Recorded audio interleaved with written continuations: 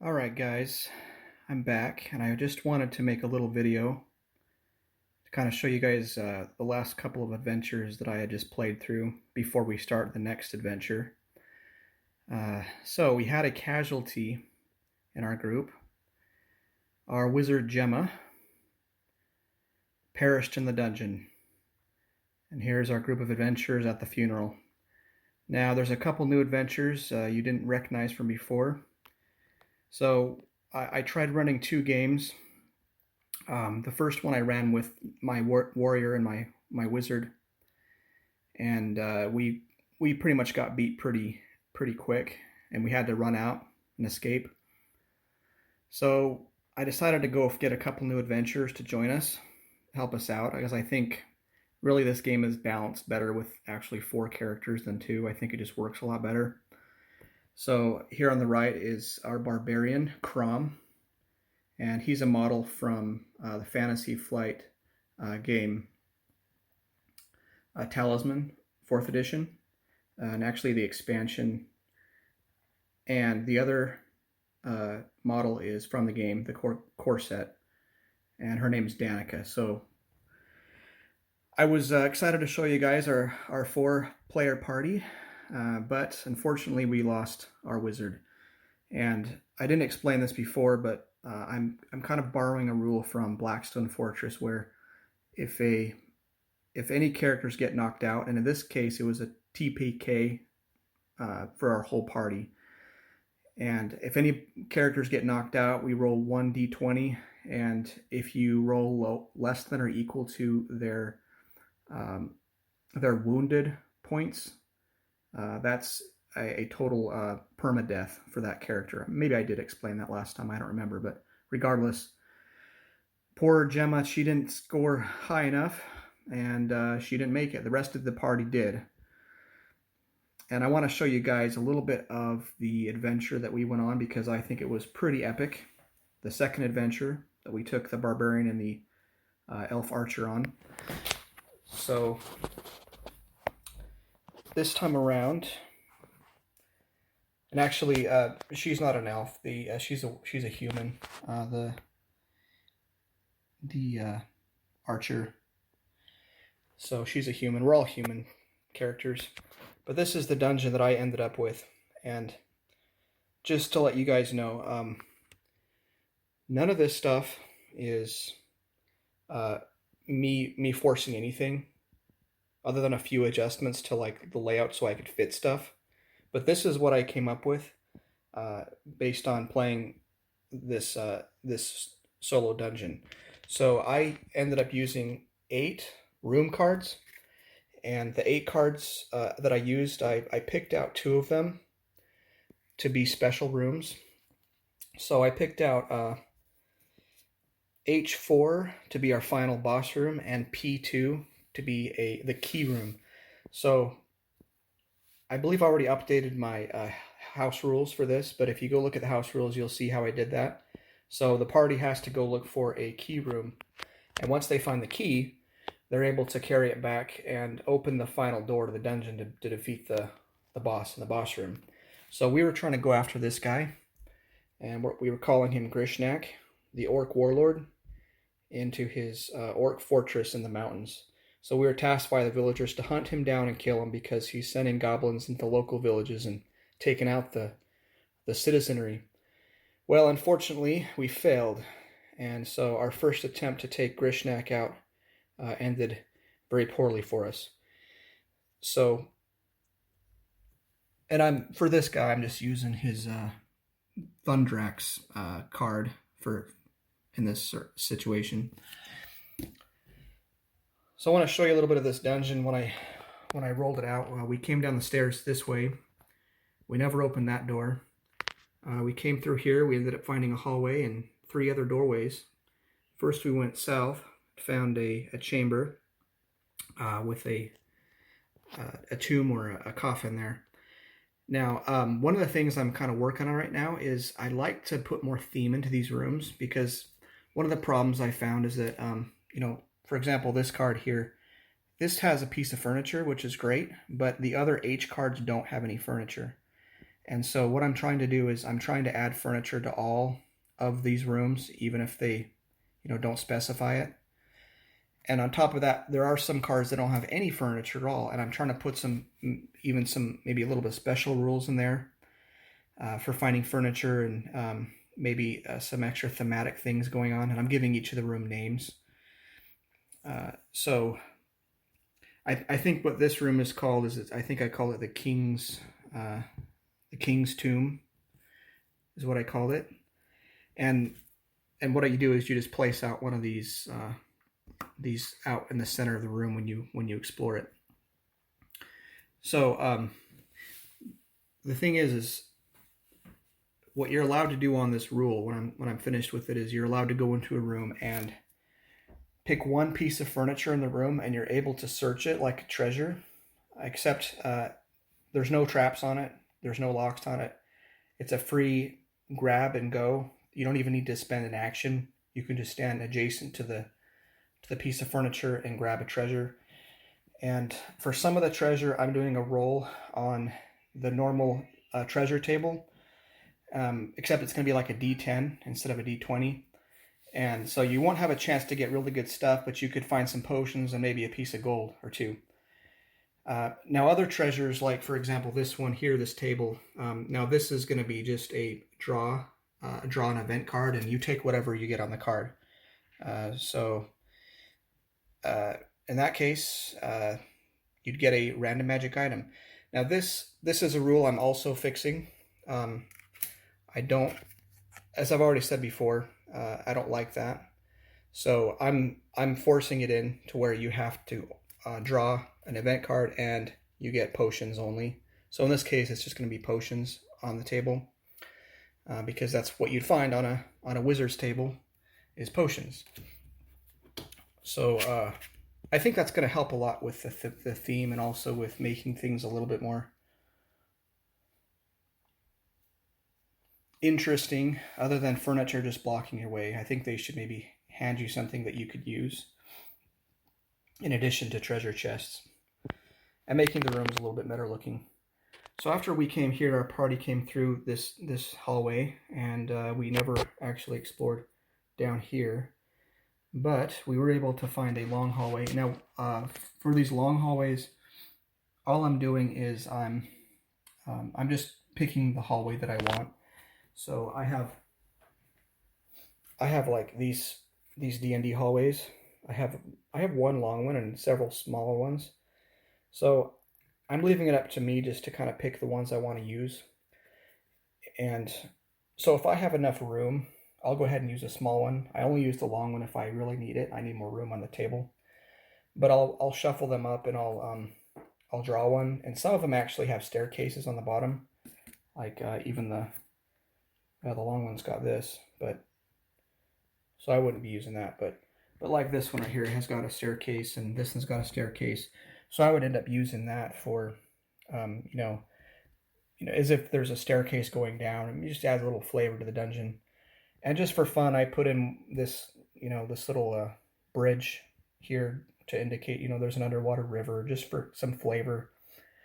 And I'm calling this bridge a six space bridge, which when I put the longer piece together, that's about how long it comes out to be, 6 spaces. And then we ended up going over here, and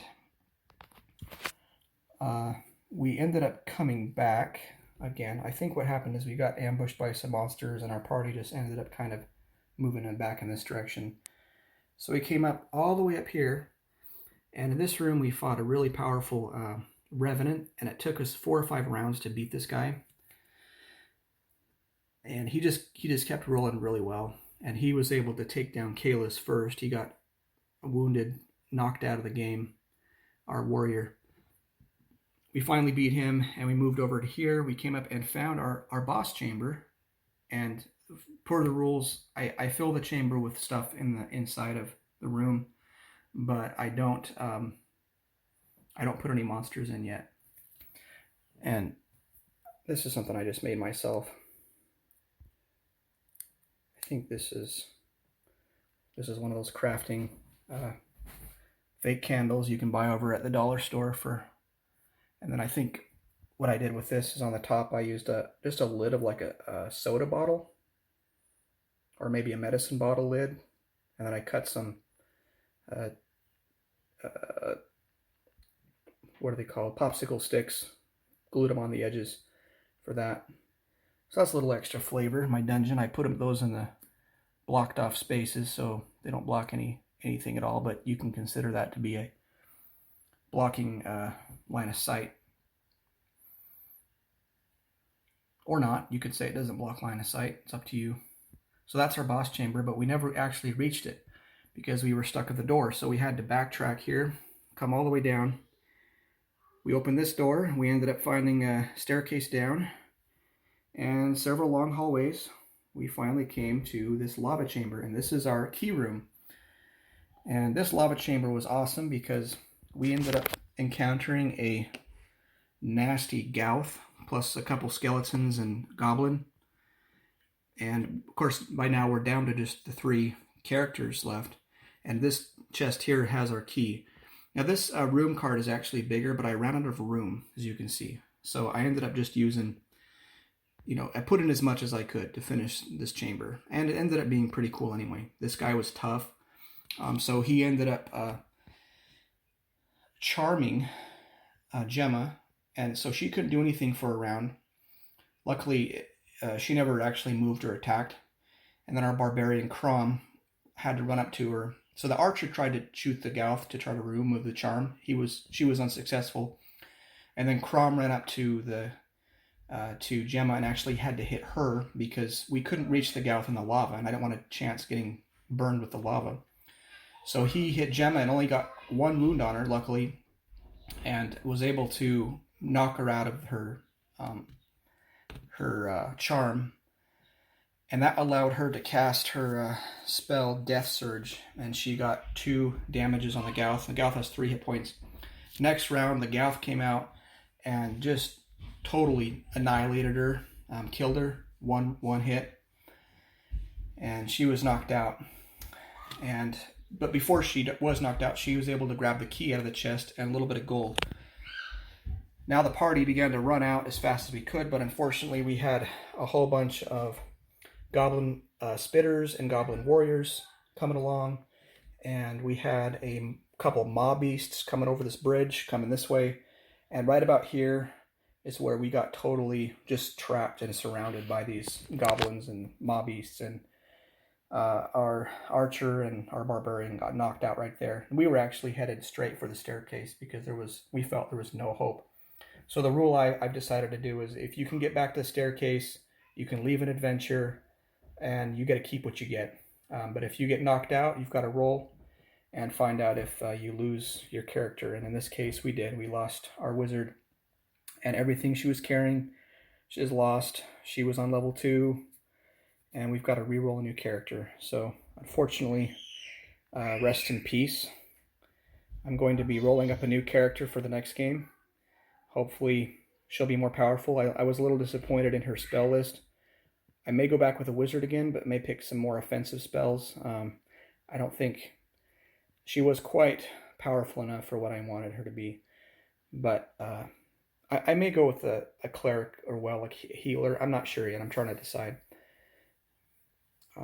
And because we were all knocked out, I decided to skip our town phase. It just didn't make sense to me to be able to get to reward yourself by going to the town and doing a downtime when we're probably spending the time at the healer shop, reviving ourselves anyway and healing up. So that's about it. And I updated my house rules. You can go check those out, especially for the Gauth. He has some really cool abilities, and I really like how they turned out. If you guys have a beholder or some kind of a figure like this, you can use it to stand in.